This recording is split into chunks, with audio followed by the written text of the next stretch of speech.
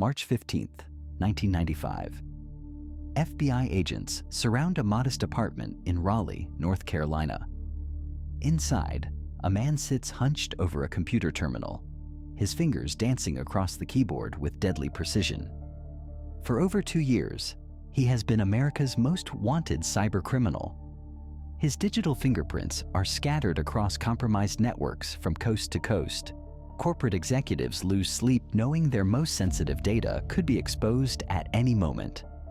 Government officials whisper his name in classified briefings. Today, that reign of digital terror finally comes to an end. The suspect they're hunting isn't your typical criminal. He doesn't carry weapons or break down doors. Instead, he wields something far more dangerous in the modern world: knowledge. The ability to manipulate human psychology combined with an almost supernatural understanding of computer systems. This man has cost American corporations millions of dollars and fundamentally changed how we think about security in the digital age.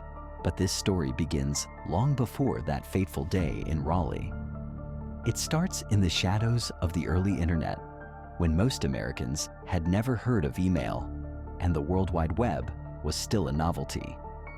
Back then, cybercrime seemed like science fiction. Computer networks were trusted systems designed for collaboration, not warfare. Security was an afterthought. That naivety created the perfect hunting ground for a new breed of predator.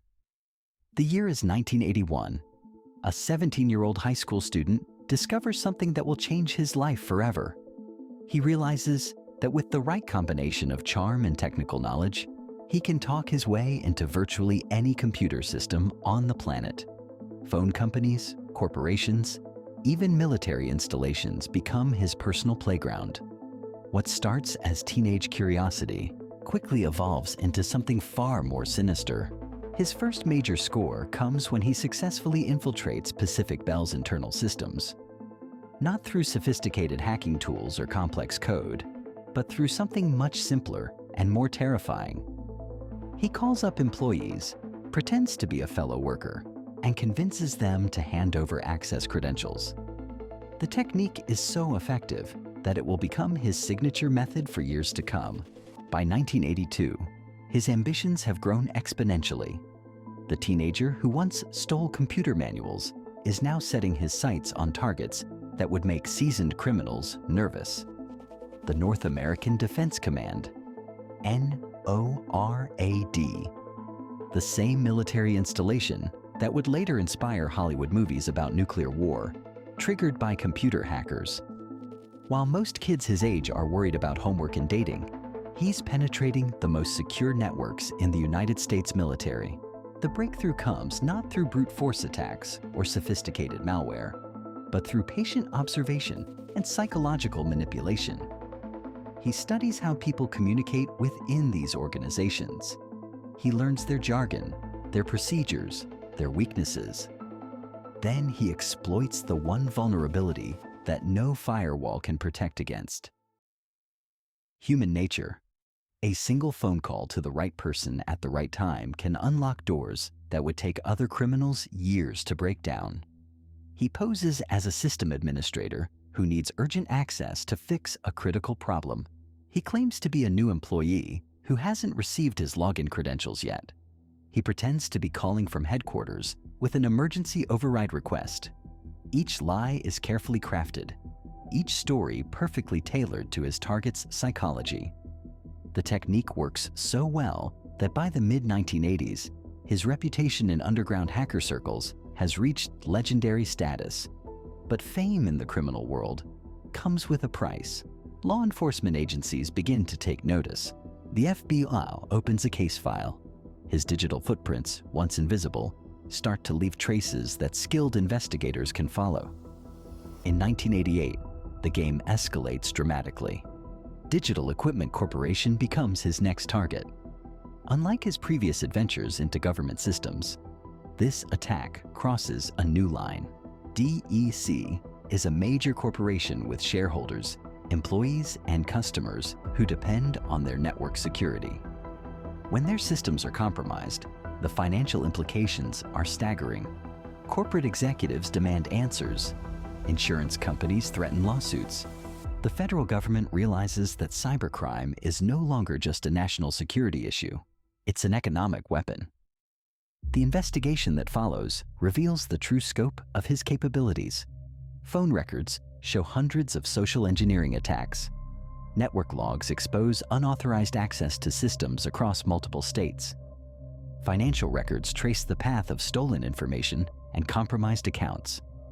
The evidence paints a picture of a criminal mind operating on a scale that law enforcement has never encountered before. What makes this case particularly chilling is the methodology. Unlike traditional criminals who rely on violence or intimidation, this digital predator uses intelligence and manipulation. He studies his targets like a behavioral psychologist. He understands their fears, their motivations, their blind spots. Then he exploits those weaknesses with surgical precision.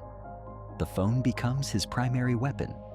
A simple conversation can yield passwords, access codes, even detailed information about network architecture. Employees who think they're helping a colleague are actually providing the keys to their entire organization's digital kingdom. Security measures that cost millions of dollars to implement are rendered useless by a 5-minute phone call to the wrong person. As the investigation intensifies, a disturbing pattern emerges. This isn't just random cybercrime driven by financial gain. There's something deeper at work, something more personal.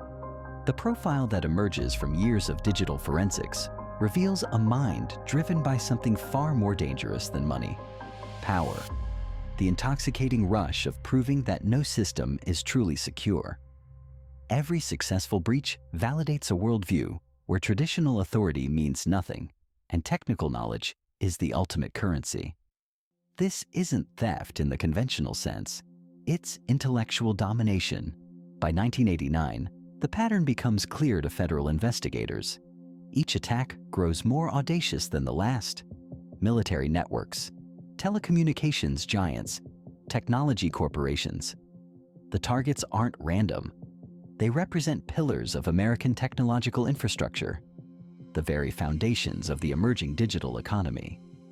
Compromising these systems sends a message that reaches far beyond the immediate victims. What terrifies security experts most is the evolution of his techniques. Early attacks relied on basic social engineering and simple password theft. But as networks become more sophisticated, so do his methods. He begins studying corporate hierarchies with the intensity of a business school graduate. He memorizes employee directories, learns organizational charts, even researches personal details about key personnel. The preparation for a single attack can take months. Phone calls to gather intelligence, reconnaissance of physical locations to understand security procedures, careful observation of communication patterns within target organizations.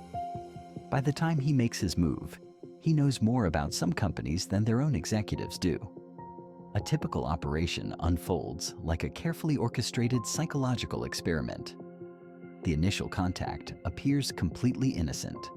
A wrong number that leads to casual conversation about computer problems. A follow-up call offering technical assistance. Gradually, trust builds between the target and the voice on the phone. What seems like helpful IT support is actually an intelligence-gathering operation of stunning sophistication. The breakthrough moment comes when he realizes that people want to be helpful. Employees pride themselves on their knowledge and their ability to solve problems. When someone calls claiming to need urgent assistance, the natural human response is to provide that help. He transforms this basic human decency into a weapon of unprecedented effectiveness. Corporate security departments find themselves fighting an enemy they don't understand. Traditional measures like stronger passwords and better firewalls prove useless against attacks that bypass technology entirely. How do you defend against someone who can convince your own employees to voluntarily surrender their access credentials? How do you protect information when the threat comes from within your own trusted communication channels? The psychological impact extends far beyond the immediate victims. As word spreads through corporate America about these unprecedented breaches, paranoia begins to take hold. Executives question whether their most sensitive data is truly secure. IT departments implement increasingly complex security protocols that often hinder legitimate business operations. The very trust that allows modern corporations to function starts to erode. Meanwhile, the investigation continues to build momentum. FBI cyber specialists develop new techniques for tracking digital evidence. Phone company records reveal patterns of suspicious calls. Network administrators report unusual access attempts that fit the emerging profile.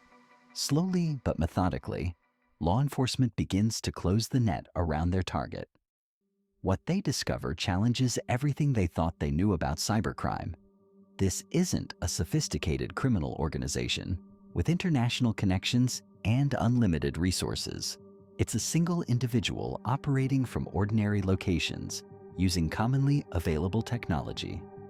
The most devastating attacks in American cyber history are being launched from apartment bedrooms and public phone booths. The realization sends shockwaves through the intelligence community. If one person with basic equipment can compromise the nation's most secure networks, what could a well-funded hostile government accomplish? The implications for national security are staggering. The digital age has created vulnerabilities that traditional military thinking never anticipated. As 1993 approaches, the hunt intensifies. New federal task forces are formed specifically to address cyber threats. International cooperation agreements are negotiated to track criminals across borders.